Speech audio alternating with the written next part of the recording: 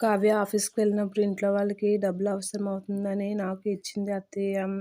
లా ఆ డబ్బులు నా దగ్గర ఉన్నాయి. నేను కూడా ఖర్చు పెట్టలేదు. ఉండండి తెస్తానని చెప్పితే దాన్ని స్వప్న అలా అపర్ణకి డబ్బులు ఇస్తూ ఉంటుంది. ఆ మాటలకి ఇప్పుడేం మాట్లాడుతావు తోటికోడలా? ఇప్పటి వరకు నానా మాటలు అన్నావు కదా! దొంగతనం చేసిందని, ఆ పుట్టింటికి దారి పోస్తుందని అని అన్నావు కదా!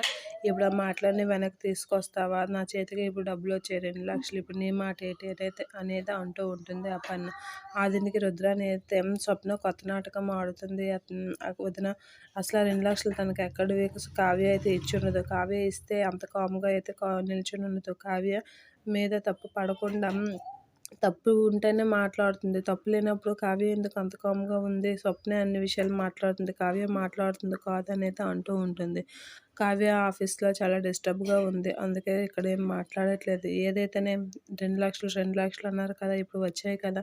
ఇప్పుడు మీరు అన్న మాటలన్నీ వెనక్కి తీసుకుంటారా? అనేది అపర్ణ గట్టిగా అంటూ ఉంటుంది. ఆ మాటలకి ధాన్యలక్ష్మి అయితే ఏం మాట్లాడాలో తెలియక అలా నిల్చొని ఉంటూ ఉంటుంది. అందుకే ముందు వెనక తెలియకుండా ఎవరిని ఏ మాట అనకూడదని గట్టిగా వార్నింగ్ ఇస్తూ ఉంటుంది ధాన్యలక్ష్మికి.